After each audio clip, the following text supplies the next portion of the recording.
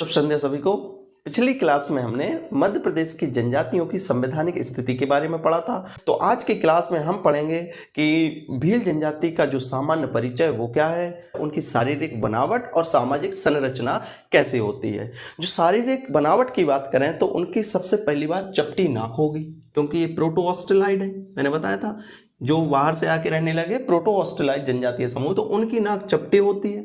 चपटी नाक, जो मत्था होगा वो थोड़ा सा चौड़ा भी होता है। इसके अलावा मध्यम कद होगा, ना ज़्यादा ऊंचाई ना कम।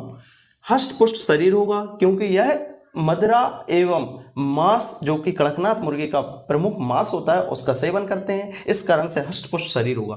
त्वचा का रंग होगा तामिया। यह बात याद रखिएगा कि तांबे के समान त्वचा का रंग होता है, घुंघराले बाल होते हैं, चपटी नाक होती है, मध्यम कद होता है और हष्ट पुष्ट शरीर होता है। तो यह उनकी जो फिजिकल अपीयरेंस है, शारीरिक बनावट है, वो इस तरह से होती है।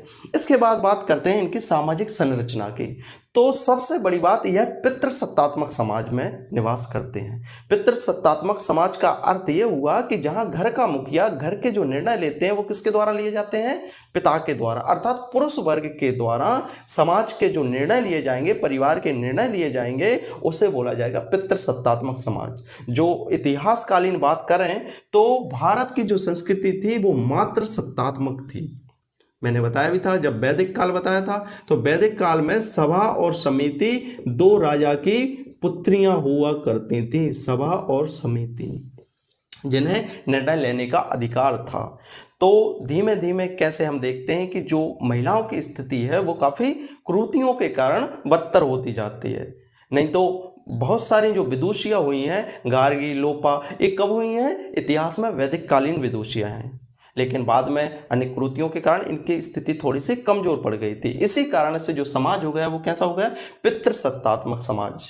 और जो भील जनजाति के लोग हैं, इनमें जो सामाजिक संरचना होती है वो समाज कैसा होता है? पितृसत्तात्मक। अर्थात जो घर के निर्णय लेगा वो कौन लेगा? पिता लेगा, पुरुष वर्ग लेता था। उसके अलावा जो रहते हैं वो संयुक्त परिवार में रहते हैं। सभी लोग मिलकर रहते हैं संयुक्त परिवार में, सभी मिलजुल कर निवास करते हैं।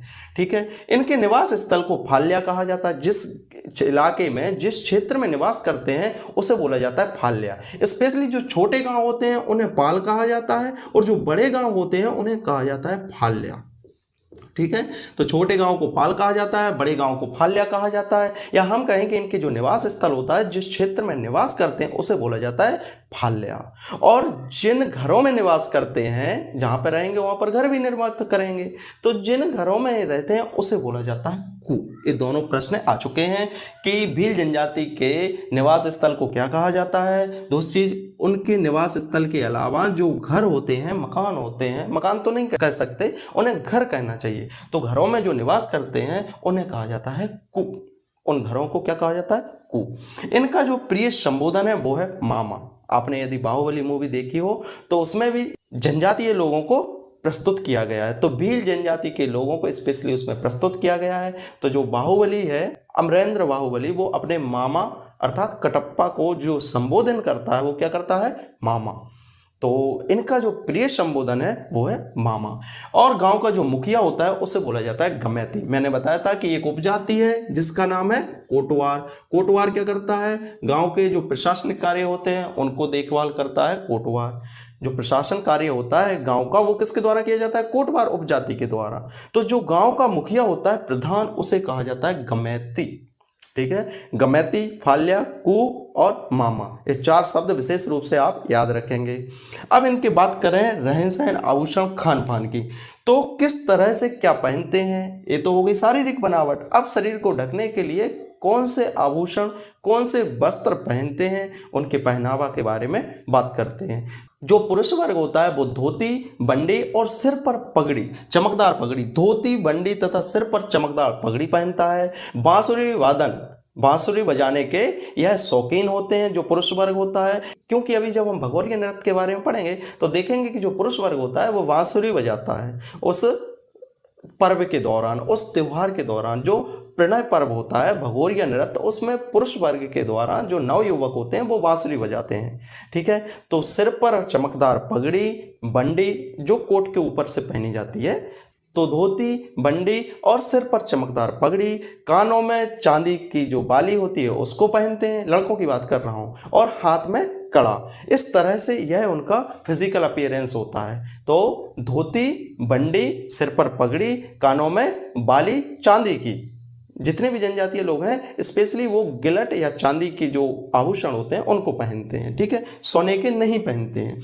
हाथ में कड़े और बांसुरी बजाने के शौकीन होते हैं। ये तो हो गई पुरुषों की बात। जो स्त्रियां होती हैं वो घाघरा और ओढ़नी पहनती हैं, जिसे कहा जाता है अंगरखा, अंग को रखाने वाला, अंग को सेफ रखने वाला, अंगों को सेफ रखने वाला, इसलिए उसे कहा जाता है अंगरखा। वो क्या क्या पहनती हैं? घाघरा और ओढ़नी, जिसे कहा जाता है अंगरखा। यह चटक रंग के होते हैं, मतलब आप देखेंगे कि जो वस्त्रों का रंग होता है वो एकदम से या तो सिंदूरी होगा, एकदम से पीला होगा या एकदम से लाल होगा, मतलब जो चटक रंग होता है वो उस रंग के कपड़े पहनती हैं, घाघरा और ओढ़नी। चांदी के आभूषण तथा शरीर पर गोदने, टैटू बनवाती हैं। उन्हें टैटू बनवाने का शौक होता है, शरीर पर टैटू बनवाती हैं और चांदी के आभूषण पहनती हैं। लोग आजकल टैटू जो बनवाते हैं काफ़ी प्रचलन भी है। तो टैटू बनवाने के बाद यह प्रदर्शित करते हैं कि वो काफ़ी समय के साथ चल रहे हैं। इस तरह से अर्थात जो टैटू होते हैं उसको कहीं ना कहीं मॉडर्नाइजेशन का नाम दे दिया गया है, जबकि उन्हें पता नहीं है कि जो हमारी जनजातियां या आदिवासी लोग होते थे वो पहले से ही इन सब चीज़ों को करवा कर छोड़ चुके हैं, ये मान लीजिए, ठीक है। तो जो स्त्रियां होती हैं शरीर पर गोदने बनवाती हैं, ठीक है। इसके पश्चात इनके खान पान की बात करें तो आप देखिए जो खान पान होता है वो उसी तरह से होता है जैसे वहाँ की भौगोलिक स्थिति होगी। जैसे हम साउथ की बात करें, अपने भारत के दक्षिण की बात करें तो दक्षिण में ज़्यादातर समुद्री तट हैं, इस कारण से वहाँ पर जो प्रमुख खान पान है वो क्या है? मछली और चावल का सेवन करना।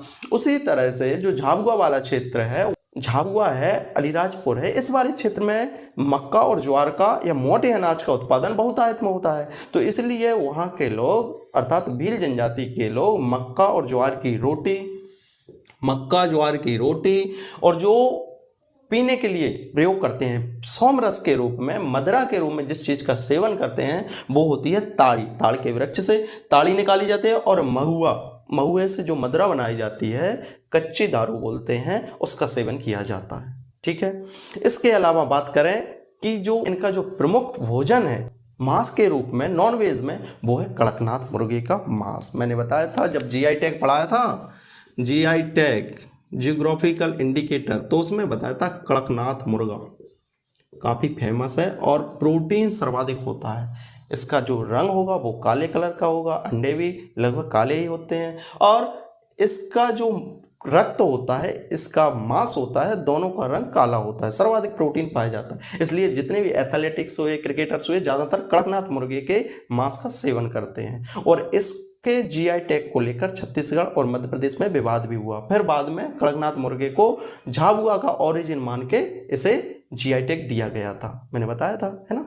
तो कड़कनाथ मुर्गे का मांस इनका प्रिय भोजन है, ये मान लीजिए। इसके अलावा जहाँ पर रहते हैं, जो मकान बनाते हैं, घर बनाते हैं, वो चौकोर होते हैं। इनका जो छत होगा वो ढलवा होगा। ढलवा अर्थात पानी जब गिरेगा तो ढलान होनी चाहिए छत पे, तो बांस से जो ढलान वाला मकान है, घर है, वो बनाते हैं और इनकी दीवारें पत्थरों से और मिट्टी से लेप करके बनाई जाती हैं। चौकोर मकान में निवास करते हैं और उन मकानों को, घरों को क्या कहा जाता है? कूप, बताया था, कूप, ठीक है।